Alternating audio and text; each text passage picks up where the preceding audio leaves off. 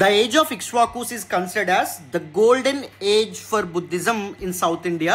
Critically evaluate. మనం ఈ రోజు పిక్ చేసుకున్నటువంటి question theme one of the very important topics again. First of all my apologies for this small break. రీసెంట్గా TGPSC group 1 mains results, even group 2 results కూడా రావడం అనేది జరిగింది కదా, మీ అందరికీ తెలిసని అనుకుంటున్నాను. Of course our organization dominated every other post, every other service. We are producing DCs, we are producing DSPs, we are producing CTOs, we are producing municipal commissioners and even of course MPDOs as well. So 500 plus మన institute నుంచే మొత్తం 17 members score చేయడం అనేటువంటి జరిగింది. That's why I always emphasise rely on responsible mentors in your preparation, especially for mains exam. మళ్ళీ చెప్తున్నాను, of course మన ఆర్గనైజేషనే కాదు, వేరే వాళ్ళ రిజల్ట్స్ నేను చూసినా ఎవరైతే రెస్పాన్సిబుల్ మెంటర్స్ని, ఎఫిషియెంట్ మెంటర్స్ని ఫాలో అయ్యారో, వాళ్ళ మీద రిలై అయ్యారో వాళ్ళకి మాత్రం సర్వీస్ రావడం అనేటువంటి జరిగింది. సో గ్రూప్ 1 మెయిన్స్ మనకు కూడా మేలో ఉంది కాబట్టి తప్పకుండా మీ నుంచి కూడా సర్వీసులు తప్పకుండా వస్తాయి. తప్పకుండా మీరు అందరూ you will ace through this particular exam, ace through this particular phase for sure. And నాది గట్టి నమ్మకం. అండ్ మీ అందరికీ తెలుసు, రీసెంట్గా మనం హాట్ 50 పేరుతో ఒక సిరీస్ స్టార్ట్ చేసుకోవడం అనేది జరిగింది. దీనిలో భాగంగా ఏపీ హిస్టరీకి సంబంధించి 50 మోస్ట్ ఇంపార్టెంట్ థీమ్స్ ఏవైతే ఉంటాయో వాటి మీద క్వశ్చన్స్ ఫ్రేమ్ చేసుకుని మనం డీటెయిల్గా కాంప్రహెన్సివ్గా డిస్కస్ చేస్తున్నాం. బేసిక్ క్వశ్చన్స్ అనేటటువంటివి దీనిలో ఇంక్లూడ్ అయి ఉన్నాయి. అండ్ దాంతోపాటు అడ్వాన్స్డ్ క్వశ్చన్స్, ఈవెన్ బౌన్సెస్ని కూడా మనం ట్యాకిల్ చేయడం, అడ్రస్ చేయడం గురించి మనం చాలా డీటెయిల్స్, చాలా ఇంపార్టెంట్ ఇన్సైట్స్ మనం మాట్లాడుకుంటున్నాం. This particular series of course any mains program మనం లాంచ్ చేసేది కానీ లేకపోతే ఫ్రీ ఇనిషియేటివ్స్ అయినా సరే, they actually focus on one thing, that is impression management. What exactly is this impression management? It is all about creating positive impression on the examiner. మన answer చూడగానే ఎగ్జామినర్కి positive impression కలగాలి.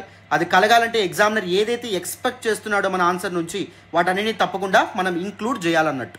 And trust me, this particular system is producing 150 plus services in TGPSC group 1 mains అమ్మ this year for sure. And every guy who scored top ranks associated with the organization one or the other way, right? That's where right guidance and right people play a very important role in your preparation. Adi matram jagattaga gurtupeట్టుకోండి. Without any further delay, this particular question loki veldam. This is actually a bouncer kind of, yorker kind of question. So కాస్త కష్టంగా feel అయ్యే question, వెంటనే content strike అవ్వకపోవచ్చు. ఎక్కువగా ఇలాంటి questions మీద నేను focus చేస్తున్నాను, ఎందుకంటే ఇలాంటి కంటెంట్ మీ చేతిలో ఉందనుకోండి, ఒక టాపిక్ నుంచి ఏ విధంగా క్వశ్చన్ వచ్చినా you can just play with your words using this particular content. So that's what I'm trying to focus on. And ఇంకొక విషయం, చాలామంది స్టూడెంట్స్ యొక్క పేపర్స్ నేను చూస్తున్నాను, వేరే దగ్గర టెస్ట్ సిరీస్ రాసి కూడా సార్ ఒకసారి ఎవాల్యుయేట్ చేయండి చూడండి అని కూడా పంపిస్తూ ఉన్నారు. మీరు చేసే ఒక పెద్ద తప్పు చెప్తాను చూడండి. You are trying to focus on only 8 to 9 perfect questions. మొత్తం 15 క్వశ్చన్స్ ఏవైతే ఉంటాయి, ఎవరైతే రాస్తారో వాళ్ళకు మాత్రమే సర్వీస్ వస్తుంది. Always focus on 15 average answers rather than 8 to 9 perfect answers. మళ్ళీ చెప్తున్నాను, ఎగ్జామ్ రాయడం మొదలు పెట్టక ముందుగానే మీ మైండ్లో ఉండాల్సింది ఏంటి అంటే, I'm going to attempt all the 15 answers. గుడ్డిగా మైండ్లో పెట్టుకొని టెస్ట్ రాయడం స్టార్ట్ చేయండి. You will end up writing all the 15 answers for sure. ఓకేనా? ఫస్ట్ క్వశ్చన్ పర్ఫెక్ట్గా రావాలంటే మల్టిపుల్ డైమెన్షన్స్ డిరైవ్ చేయాలి. Don't seek for perfection at all. Try to focus on answering 15 average answers, coming up with 15 average answers. మళ్ళీ చెప్తున్నాను, ఓకేనా? ఇది గుర్తుపెట్టుకోవాలి. And the age of Ikshvakus is considered as the golden age for Buddhism in south India. This a precision statement అంటారు usually mains లాంగ్వేజ్లో. కాకపోతే ఇక tail word చూడండి, క్రిటికల్లీ ఎవాల్యుయేట్ అని చెప్పి మనకు చెప్పడం అనేది జరిగింది.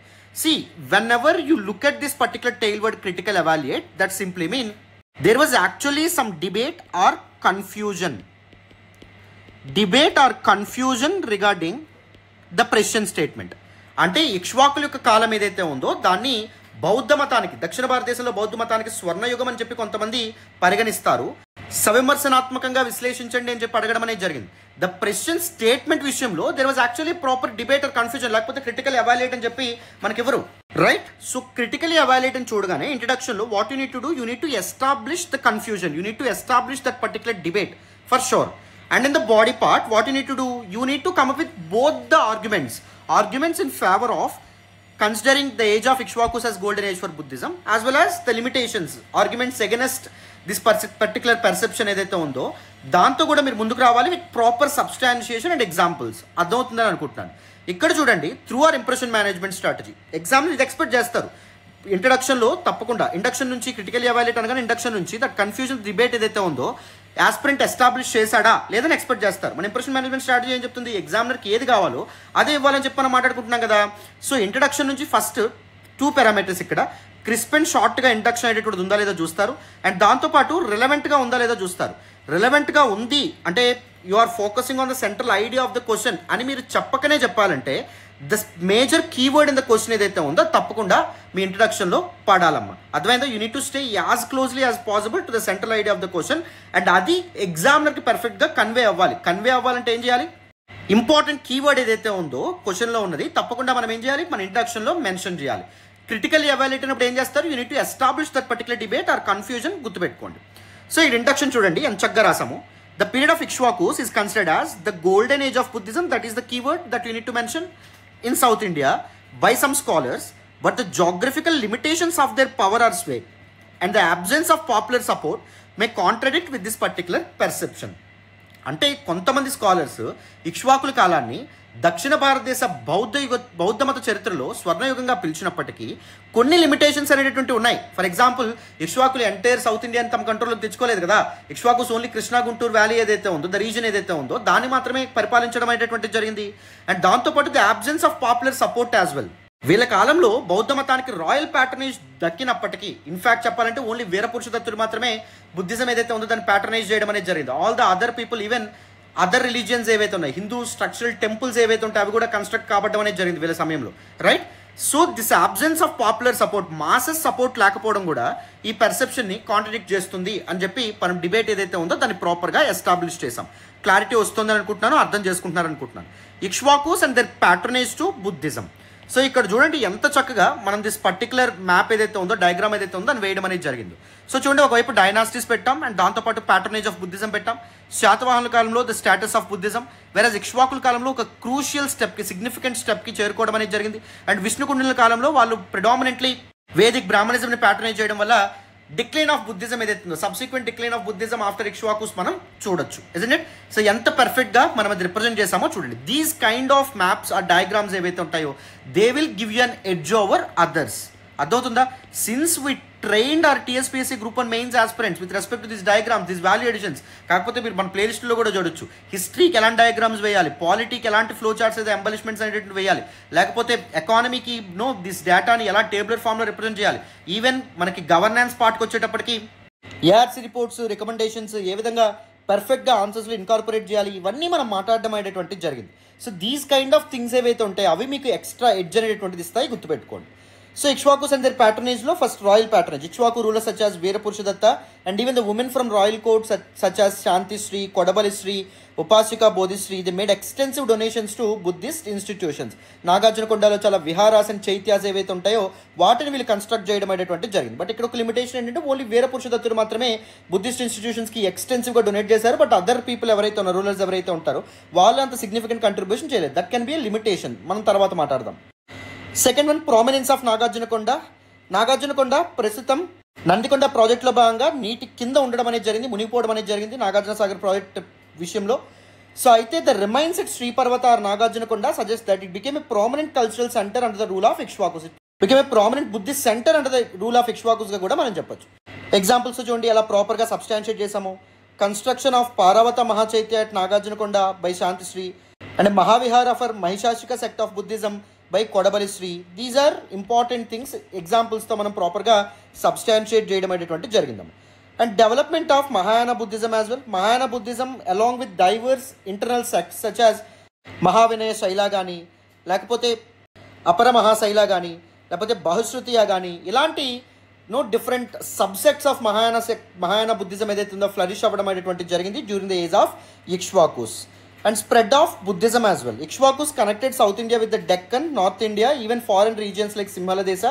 This facilitated the spread of Buddhism to distant lands. Cultural diffusion అనేటువంటి జరుగుతుంది కాబట్టి వేరే ప్రాంతాలకు కూడా బుద్ధిజం స్ప్రెడ్ అవ్వడంలో ఇక్ష్వాకులు అనేటువంటి వాళ్ళు కీలక పాత్ర పోషించడం అనేది జరిగింది నాన్న.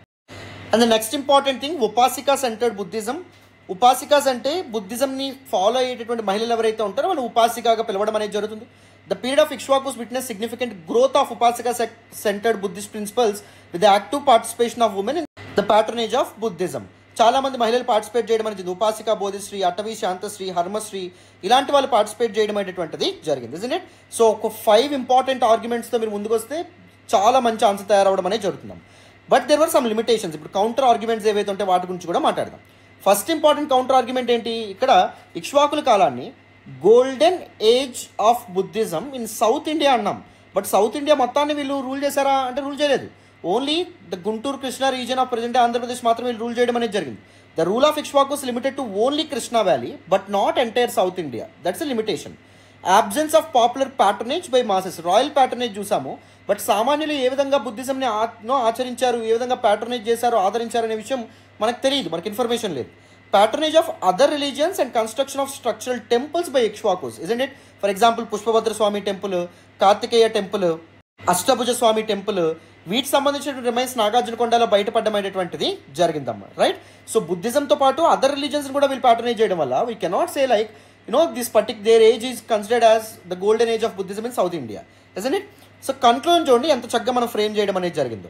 The Ikshvaku period can be considered as the crucial phase of regional Buddhist growth rather than a comprehensive golden age అనే విధంగా మన ఒక ప్రాపర్ స్టేట్మెంట్, ఒక స్ట్రైకింగ్ స్టేట్మెంట్తో మన ఆన్సర్ ఎండ్ చేయడం అనేటువంటిది జరిగింది. Isn't it? కన్క్లూజన్ కూడా క్రిస్ప్ అండ్ షార్ట్గా ఉండాలి, బాడీతో రిలవెంట్గా ఉండాలి, అది గుర్తుపెట్టుకోండి. అందుకే ఇంట్రడక్షన్ కన్క్లూజన్స్లో ద కీవర్డ్స్ ఏవైతే ఉంటాయో క్వశ్చన్స్లో మెన్షన్ చేసినవి అవి ప్రాపర్గా ఉపయోగించడం అనేటువంటిది వెరీ వెరీ వెరీ ఇంపార్టెంట్ నాన్న. You need right guidance and responsible mentors to sail through this particular exam. So ఎవరైనా నాకు కాంటాక్ట్ అవ్వాలంటే 8500671913 this is my personal number. నాకు వాట్సాప్లో మీరు మెసేజ్ చేయొచ్చు, right? Thank you so much for all the support and all the love so far అమ్మా. మళ్ళీ next క్లాస్లో కలుద్దాం. Thank you so much once again. Bye నాన్న.